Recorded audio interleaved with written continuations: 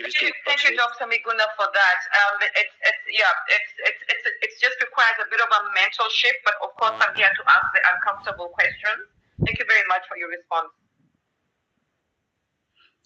Thanks, Wanjiru. We now go to Abdul Rahman, Pombe Kali, Elvis, and then Duta in that order.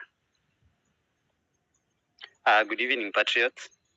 I send a quick recovery to those hospitalized and recuperating at home, and a message of solidarity for those that are abducted and their families have anxiety over where they are.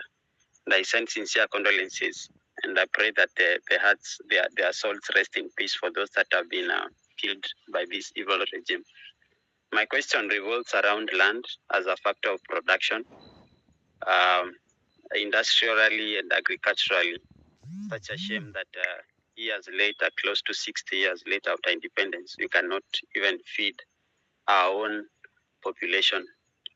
So I wanted to ask General, when we finally take over, the dust has settled, how we can organize land as a factor of production, both agriculturally and industrially, so that we give incentives to the massive brain drain of intellectuals that are far away from our motherland, and then they can come back to our country to help in the nation rebuilding of our country.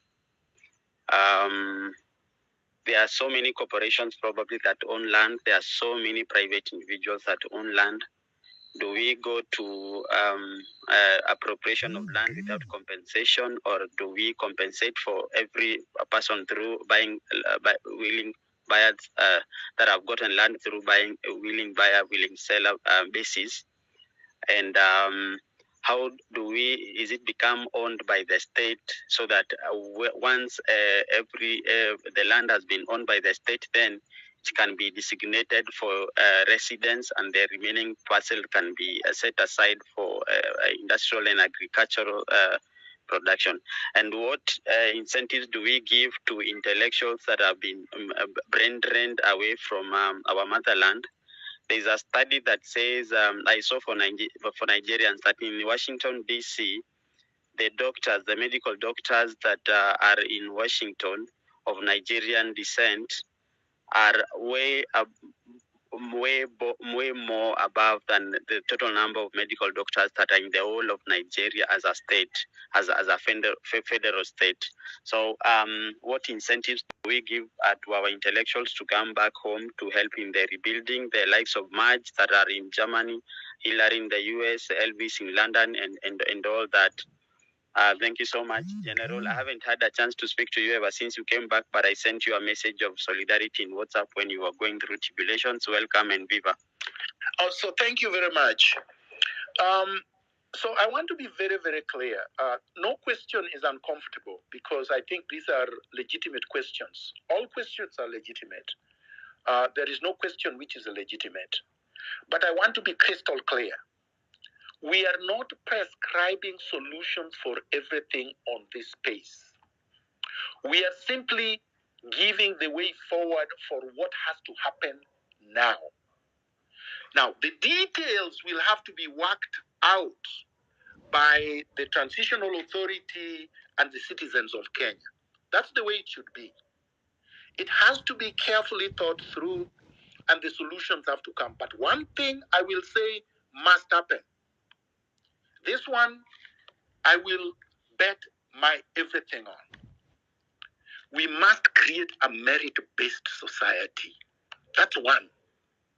We cannot have a society where Sudi, who never finished even primary school, a criminal, Kibet Farouk, and many other goons are billionaires, when people who went to school and got their PhDs, people who have graduated with their degrees, legitimate ones, and millions of them, people who are creative, people who are innovative, people who are resourceful, entrepreneurs, hardworking workers cannot make a living.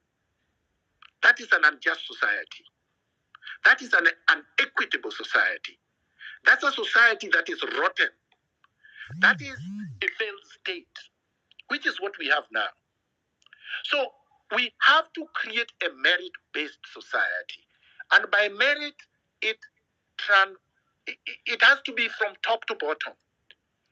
The issue of land, as I said, I have proposed an independent investigative authority to investigate all questionable land allocations and acquisitions, corruption scandals, and allegations of all institutions and individuals that have been involved in state capture and corruption, and those who have been involved or implicated in political assassinations from 1963 to the present, which means that the majority of the land, the size of provinces that are held in a few hands of the Mois, of the Kenyattas, of the Rutos, of all these oligarchs that don't even use the land that they have stolen for productive purposes, will now vest on the people.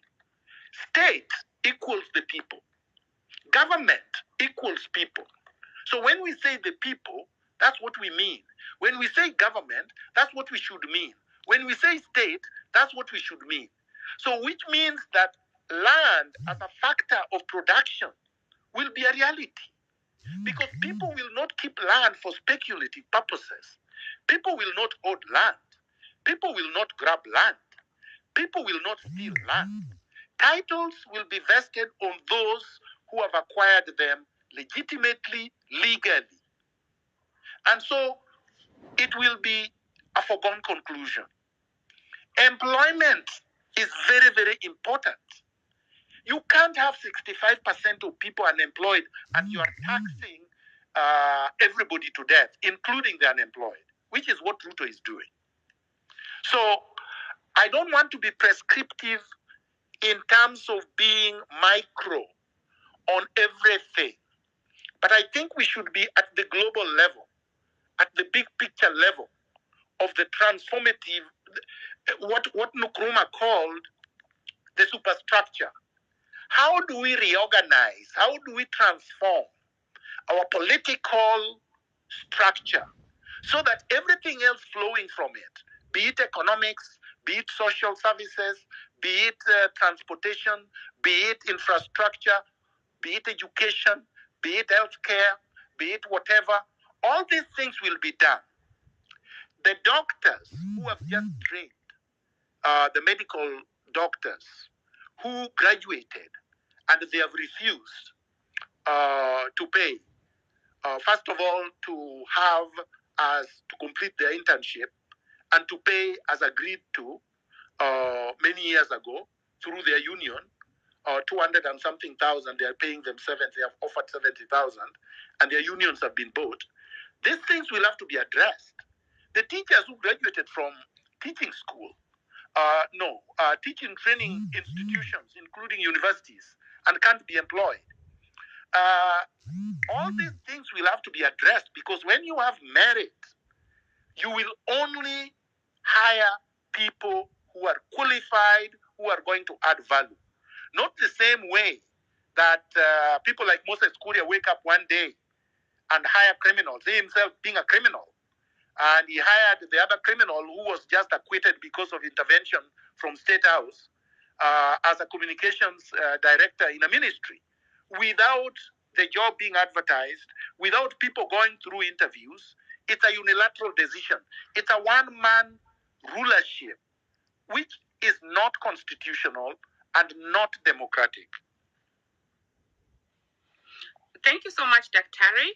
Kindly let's have, because we have a lot of people still asking for the requesting for the mic, let's have Pombekali, Nduta, Elvis, and then Risasi in that order. All of them should ask their questions, each taking 2 minutes, and then Dr. Miguna will come back to answer those questions. So, Pombekali, over to you.